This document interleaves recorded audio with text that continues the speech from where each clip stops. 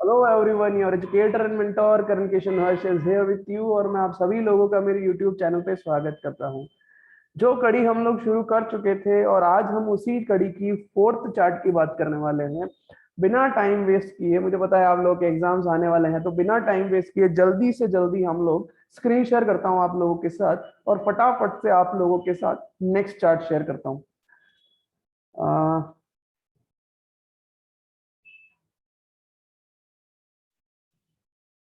Just a minute guys.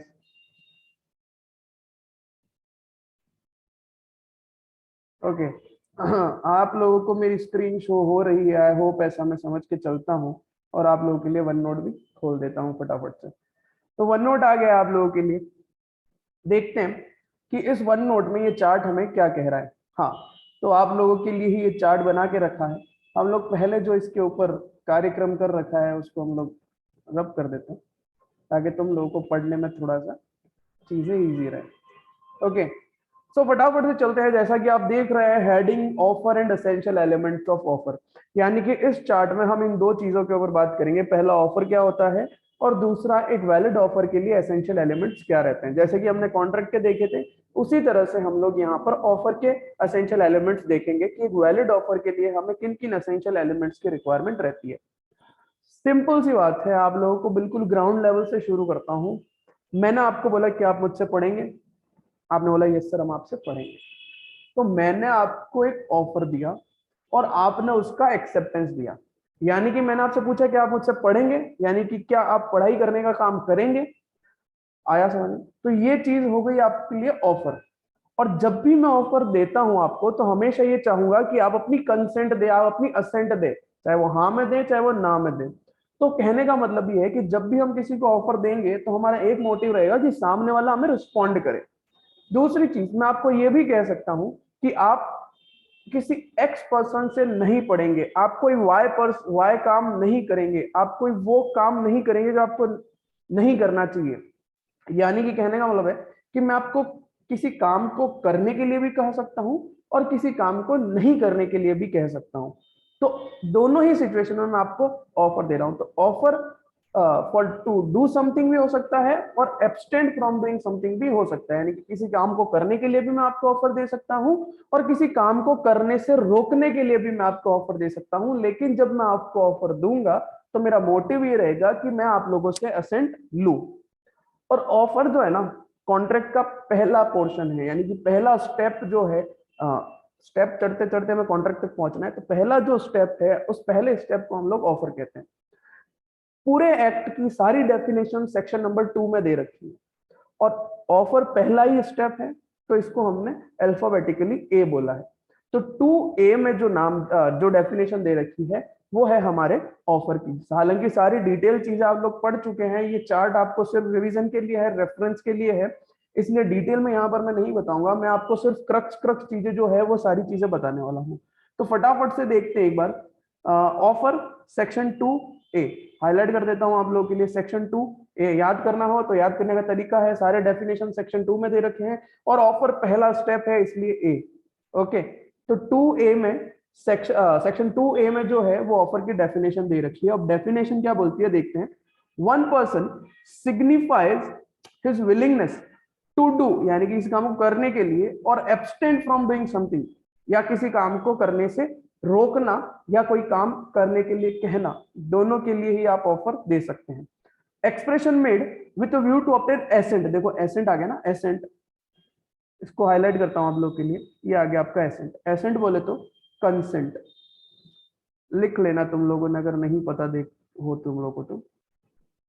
Consent, ठीक है। तो कंसेंट लेने के लिए हम हमेशा काम करेंगे जब भी हम किसी को ऑफर देंगे, किसी काम को करने के लिए और किसी काम को नहीं करने के लिए, तो हम ये चाहेंगे कि सामने वाला हमें अपनी असेंट दे। फटाफट से आगे बढ़ते हैं। अब पार्टीज की बात करें तो कॉन्ट्रैक्ट, जैसे हम कॉन्ट्रैक्ट की बात करते हैं तो कॉन्ट्रैक्ट में हमेशा दो पार्टीज रहती है। दो पार्टीज कौन सी रहेगी? पहला ऑफर देने वाला, ऑफरर, और दूसरा जिसको ऑफर मिल रहा है, ऑफरी। आया समझ में आप लोगों को? तो अगर मैं आपको कह रहा हूं कि सर क्या आप मुझसे पढ़ेंगे, तो दैट इज एक ऑफर।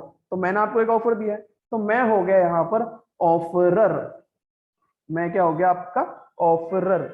और इसी को हम लोग प्रॉमिसर भी कहते हैं, क्योंकि ऑफर एक्सेप्टेंस मिलके प्रॉमिस बनता है। तो जो ऑफर देता है वो प्रॉमिस करने की पहल करता है, तो इसलिए उसको प्रॉमिसर कहते हैं। अब जब मैं आपको ऑफर दे रहा हूं तो आप अपनी तरफ से जवाब देंगे कि हाँ सर मैं आपसे पढ़ूंगा, या मैं सर आपसे पढ़ूंगी, या मैं नहीं पढ़ूंगी। आया समझ में? तो आप लोग क्या हो गए ऑफरी, यानी कि सामने वाली पार्टी जो अपनी कंसेंट देगी, जो अपनी असेंट देगी, उसको हम लोग ऑफरी कहते हैं। और जब ऑफर और एक्सेप्टेंस मिल जाते हैं तो प्रॉमिस बनता है। तो जो पहले प्रॉमिस करता है उसको प्रॉमिसर कहेंगे, और जो अपनी एसेंट देता है हम उसको प्रॉमिसी कहेंगे। सिंपल सी बात है। तो पार्टीज कौन सी होती है ये पता चल गया है, ऑफर क्या होता है ये पता चल गया है, ऑफर क्यों देते हैं ये भी पता चल गया है। अब हम बात करते हैं, सीधे से जंप करते हैं essential of valid offer. Revision chart है, तो रिवीजन के तौर पर ही इसको खत्म करेंगे, ज्यादा डिटेल में इसके ऊपर डिस्कस नहीं करेंगे, क्योंकि डिटेल में सारा कुछ आप पढ़ रखे हैं। अभी आपको सिर्फ रेफरेंस के तौर पर ये चीजें दी जा रही है। फटाफट से देखते हैं essentials of a valid offer, यानी कि एक वैलिड ऑफर के लिए क्या क्या एसेंशियल एलिमेंट्स चाहिए।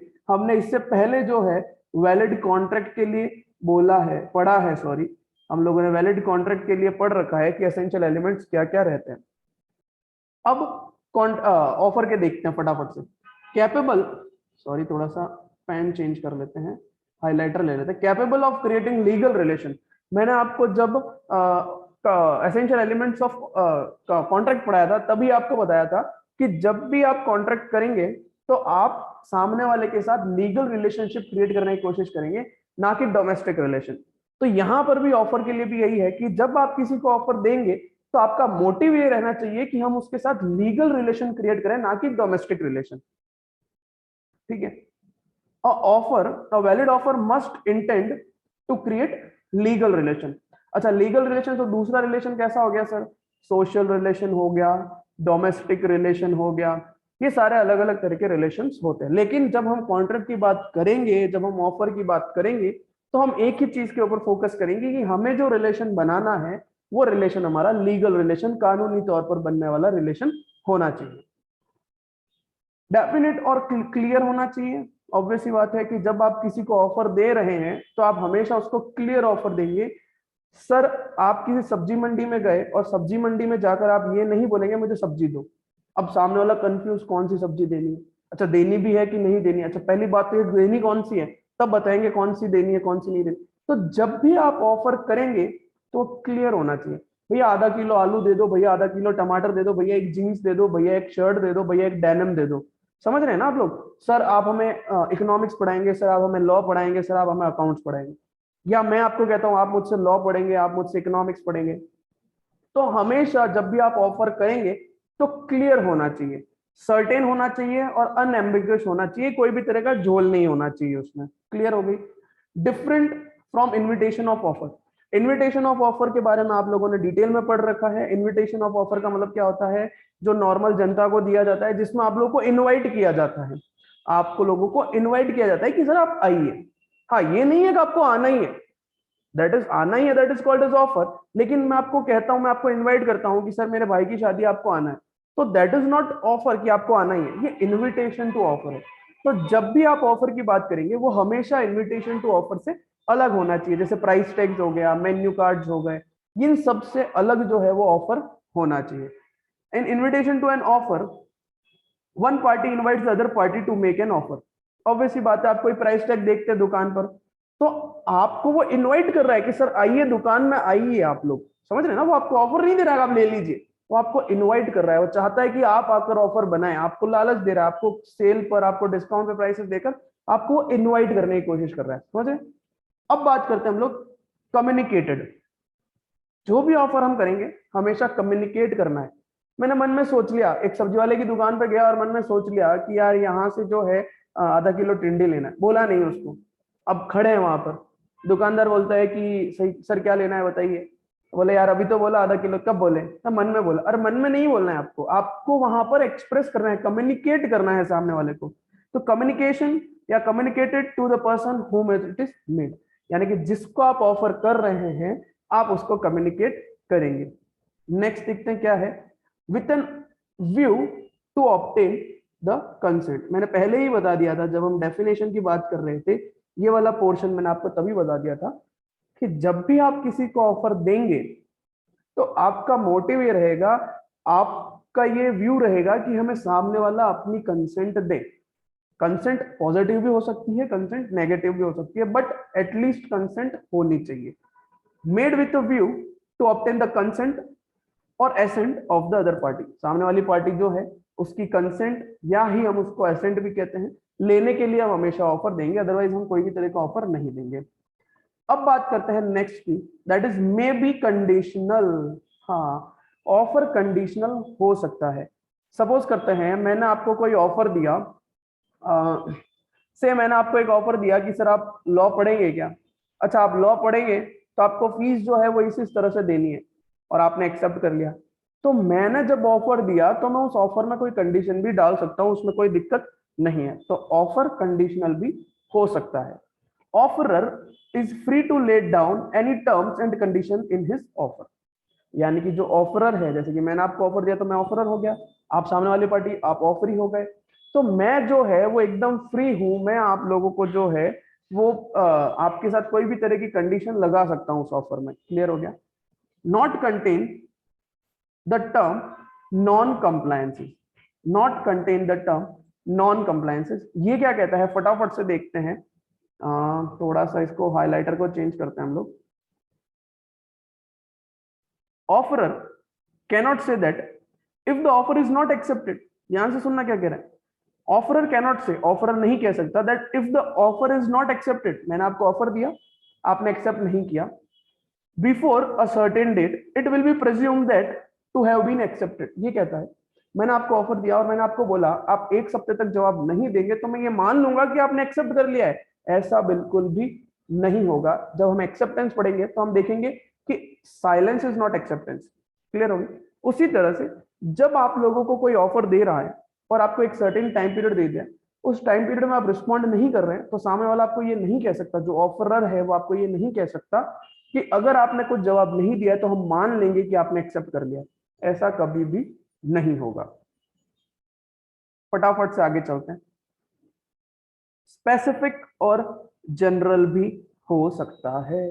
स्पेसिफिक मतलब से मैंने एक्स को बोला कि आप मेरी कार परचेज करेंगे, तो मैंने सिर्फ एक्स को बोला है, तो वो एक स्पेसिफिक पर्सन है, तो दैट इज कॉल्ड एज मेरा स्पेसिफिक ऑफर। अब मैंने पूरी जनता को बोला है, एक आम जनता के लिए, जैसे मैं आईपीओ निकालता हूँ या फिर सपोज करते हैं मैं जो है कोई भी तरह का इनविटेशन नहीं, हम लोग किसी आम जनता को ऑफर देते हैं किसी चीज के लिए, तो दैट इज कॉल्ड एज, जो एक पब्लिक एट लार्ज किया जाता है उसको हम लोग जनरल ऑफर कहते हैं। पॉजिटिव और नेगेटिव मतलब क्या हो गया, मैं आपको ऑफर किसी काम को करने के लिए भी दे सकता हूं और किसी काम को करने से रोकने के लिए भी दे सकता हूं। तो जब रोकने के लिए दूंगा तो आएगा नॉट टू डू समथिंग, और जब करने के लिए बोलूंगा कि सर आप ये काम करेंगे क्या, तो टू डू समथिंग। सिंपल सी बात है।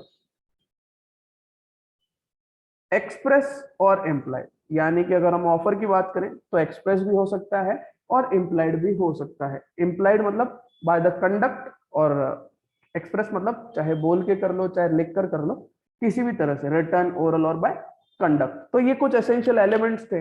बिना टाइम वेस्ट किए आप लोगों का जो है वीडियो मैंने बहुत ही शॉर्ट में खत्म कर दिया है।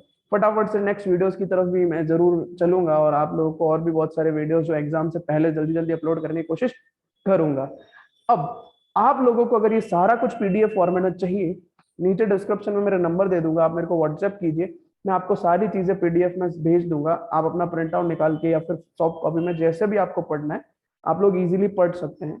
बट रिवीजन से पहले ये बहुत इंपॉर्टेंट है और एक बहुत ही अच्छा वो जड़ी बूटी है जिससे आप लोग बहुत अच्छे से जो है इसको अच्छे से क्लियर कर पाएंगे, अच्छे से रिवाइज कर पाएंगे और अच्छे से अपना एग्जाम दे पाएंगे। मैं फिर कहता हूं, मैं वीडियोस में सारी चीजें शॉर्ट में कर रहा हूं, द रीजन भी कि रिवीजन वीडियो है, रिवीजन चार्ट है, हमने सारा कुछ डिटेल में पहले पढ़ लिया है। मैं ये मान के चलता हूं कि आपने 7-8 महीने सारा कुछ पढ़ रखा है। अब एग्जाम के पॉइंट ऑफ व्यू से मैं आपकी तैयारी करने के लिए आप लोगों के लिए शॉर्ट में चार्ट बना रहा हूं जिससे आपको जल्दी जल्दी रिवाइज हो जाए।